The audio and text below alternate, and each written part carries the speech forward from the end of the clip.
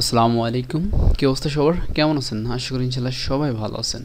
DB থিমের basic ক্লাসের আজকে 7 নম্বর পর্বে আপনাদের সবাইকে স্বাগতম। আমরা বিগত ক্লাসগুলোতে ডিবি থিমের যে থিম অপশন আছে সেই থিম অপশনগুলোর প্রত্যেকটা সেকশন নিয়ে স্টেপ বাই স্টেপ আলোচনা করেছি। আশা করি আপনাদের এই বিষয়ে আর কোনো সমস্যা নাই।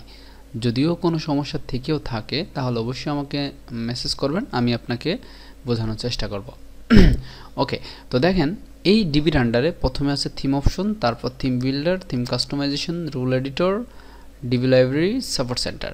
তো এখানে বেশ কয়েকটা মেনু ইম্পর্টেন্ট আছে, তো সেটা নিয়ে আজকের ক্লাসে আমরা আলোচনা করব। ঠিক আছে, তাহলে আমাদের প্রত্যেকটা অপশন, ডিবির যে প্রত্যেকটা সেটিংস, প্রত্যেকটা মেনু সম্পর্কে আমাদের খুব ভালোভাবে একটা আইডিয়া চলে আসবে। দেন তখন আমরা কাজ করতে করতে আমাদের কাছে মোটামুটি কমফোর্ট ফিল হবে সবগুলো সেটিংস নিয়ে কাজ করতে। ঠিক আছে, ওকে। তাহলে আমাদের থিম অপশন শেষ, ডিবির আন্ডারে থিম অপশন আছে, থিম অপশন মোটামুটি আমরা সব শেষ করে ফেলছি ইনশাল্লাহ। এবার আমরা যদি থিম বিল্ডার নিয়ে কথা বলি, যদি আমি এখানে ক্লিক করি তাহলে দেখেন থিম বিল্ডারটা নর্মালি আপনি ডিবি ফ্রি থিম ব্যবহার করলে থিম বিল্ডার অপশনটি পাবেন না। আমি আবার বলতেছি, আপনি যদি নর্মালি ফ্রি ডিবি থিম ব্যবহার করেন সেই ক্ষেত্রে থিম বিল্ডার অপশনটি পাবেন না। যখনই আপনি প্রিমিয়াম ডিবি থিমটা ব্যবহার করবেন, আই মিন এই যে আপডেটে গিয়ে ইউজার নেম এপিআই কি দিয়ে সেভ চেঞ্জে ক্লিক করবেন, দেন তখন কিন্তু এই থিম বিল্ডার অপশনটি পেয়ে যাবেন। ঠিক আছে, ওকে। তাহলে এই থিম বিল্ডার অপশনটার কাজ কি? এই থিম বিল্ডার অপশনের কাজ হচ্ছে গ্লোবাল হেডার ফুটার বডি কন্টেন্ট ডিফাইন করাটাই মূলত এই থিম বিল্ডারের কাজ। এখন গ্লোবাল হেডার ফুটার বডি এটা কি? এটা হয়তো বা অনেকে জানেন, অনেকে জানেন না। যারা জানেন না তাদের ক্ষেত্রে বলি। তো এই যে গ্লোবাল হেডার, এখান থেকে আমরা যদি কোনো হেডার ডিফাইন করি, মানে হেডার তৈরি করি, আমরা জাস্ট কি করতে, ডিবির যে বেসিক যে হেডার ফুটার আছে, আই মিন ডিফল্ট যে হেডার, থিমের সাথে যে ডিফল্ট হেডার ফুটার আছে, এটা অনেক সময় আমাদের ক্লায়েন্টের টার্গেটেড ওয়েবসাইটের সাথে নাও মিলতে পারে।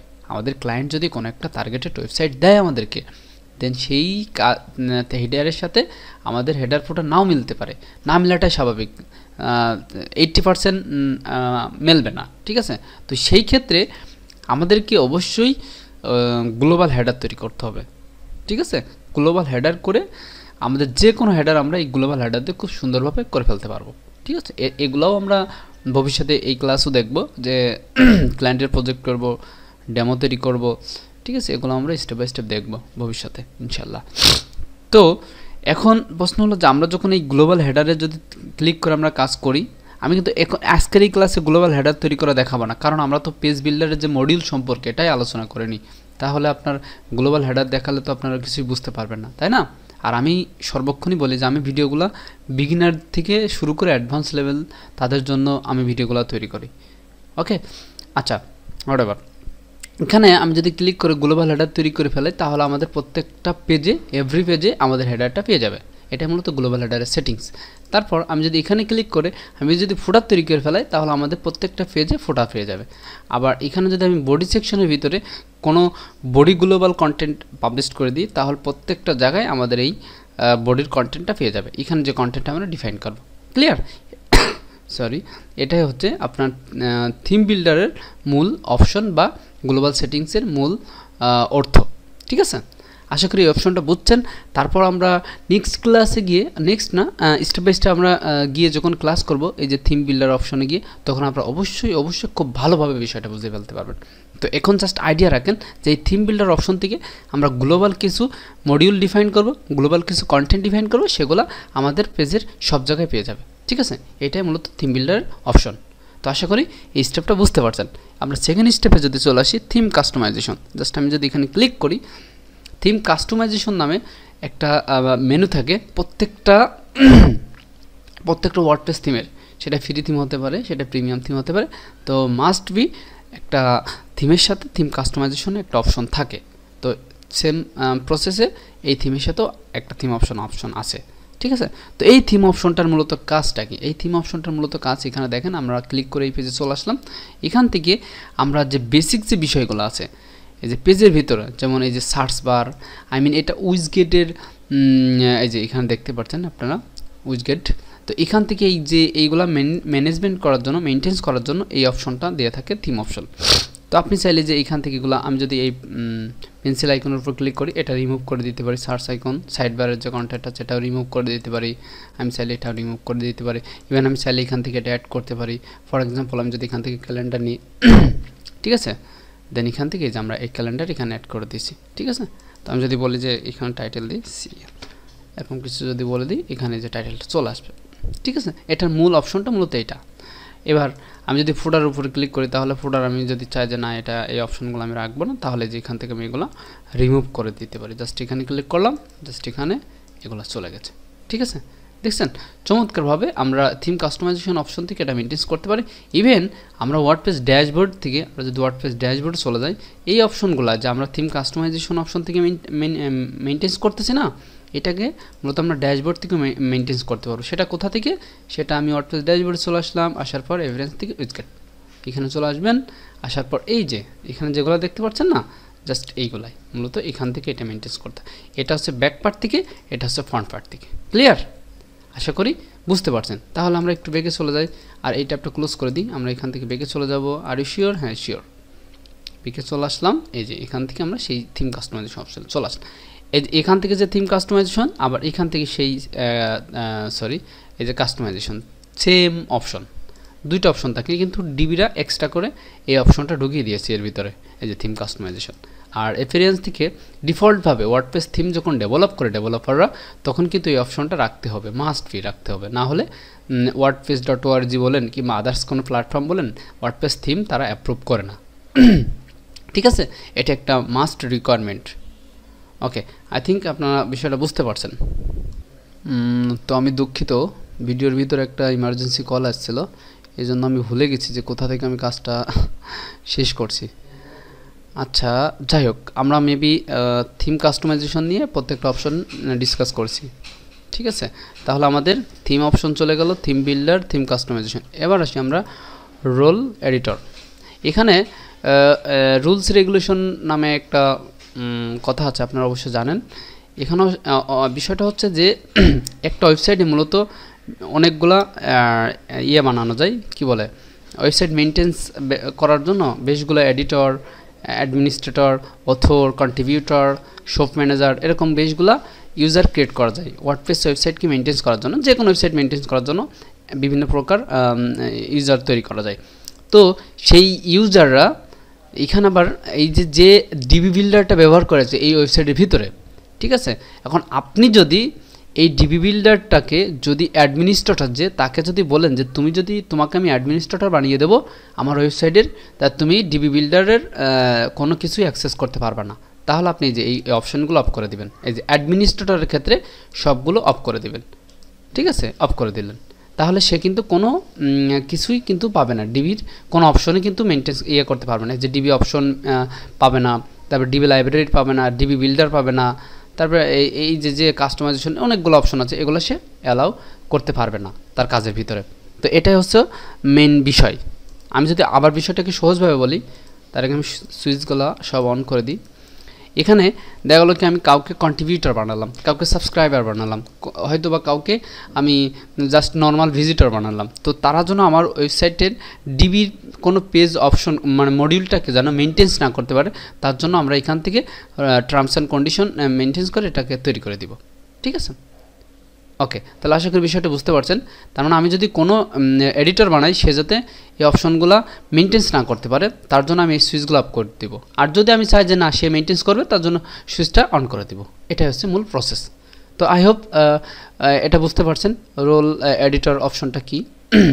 এবার আসি আমরা ডিবি লাইব্রেরি।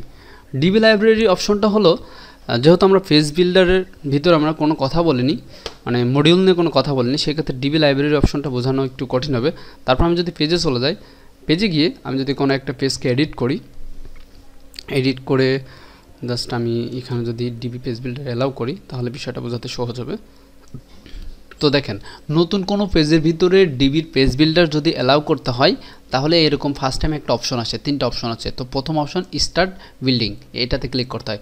তারপর এখানে রো সিলেক্ট করতে হয়। তো আমরা এগুলো করব না, এগুলো আমরা নেক্সট পর্বে দেখব। তো আপনি জাস্ট এখন যে অপশনটা বোঝাচ্ছে এটা বোঝার চেষ্টা করেন, আমরা নেক্সট পর্বে অন্যগুলো বোঝার চেষ্টা করব।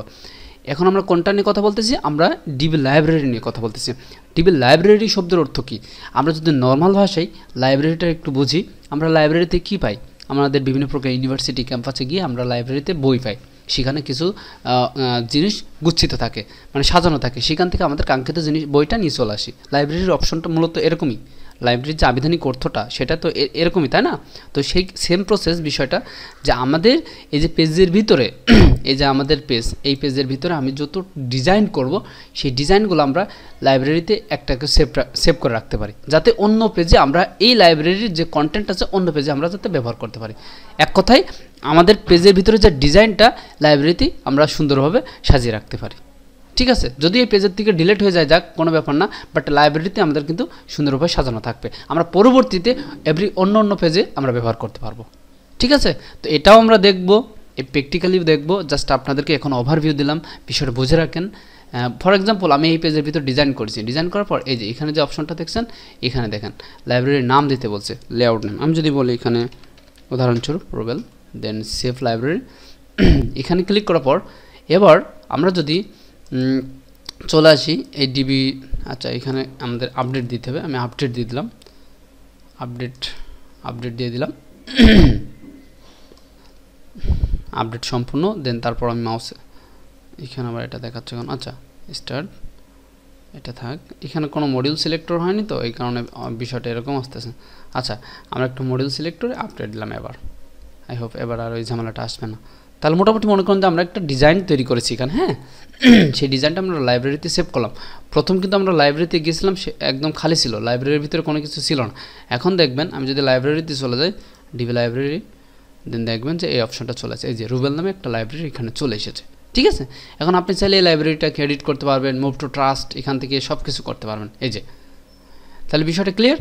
এই লাইব্রেরিটা আবার যে কোনো পেজে যে কোনো জায়গায় আপনি ব্যবহার করতে পারবেন। এখান থেকে আবার এক্সপোর্ট ইম্পোর্ট এগুলোও করা যায়, এগুলো আমরা স্টেপ বাই স্টেপ দেখবো, যে আমি চাইলে এই লাইব্রেরিটা এখান থেকে ব্যবহার করে আমি অন্য কোনো একটা থিমে এই লাইব্রেরিটা ব্যবহার করতে পারবো, এই লাইব্রেরির যে কন্টেন্ট টুকের ভিতরে আছে সেটা ব্যবহার করতে পারবো। তো এটা হচ্ছে লাইব্রেরির মূল অপশন। ঠিক আছে, আর নিচেটা হচ্ছে সাপোর্ট সেন্টার, এটা অতটা ইম্পর্টেন্ট অপশন না। এখানে ডিবির যে থিমের সাপোর্ট সেন্টার, যে আপনার যদি কোনো ধরনের সমস্যা হয় তাহলে ডিবিতে সাপোর্ট সেন্টারে আপনি কন্ট্যাক্ট করতে পারবেন। ঠিক আছে, তো আমরা তো ডেভেলপার, তাই না? আমাদের কোনো সমস্যা হলে আমরা নিজেরাই সে প্রবলেমগুলো সলভ করব। তো আশা করি, আর আমি তো আছি আপনাদের সাথে, এখানে এই অপশনটা আমাদের অতটা ইম্পর্টেন্ট না। ওকে, তাহলে আশা করি মোটামুটি আমাদের ডিবির ভিতরে যে অপশনগুলো ছিল, ডিবির আমাদের থিম অপশন, মোটামুটি আমরা বিগত 3-4টা ক্লাসে আমরা ডিবির থিম অপশন অলমোস্ট কমপ্লিট করে ফেলছি। তারপর ডিবি বিল্ডার সম্পর্কে আপনারা তো জানেন, আমরা যদি গ্লোবাল কোনো হেডার ফুটার কিংবা গ্লোবাল কোনো বডির কন্টেন্ট তৈরি করি, সেই ক্ষেত্রে আমরা ডিবি বিল্ডার অপশনটি ব্যবহার করব।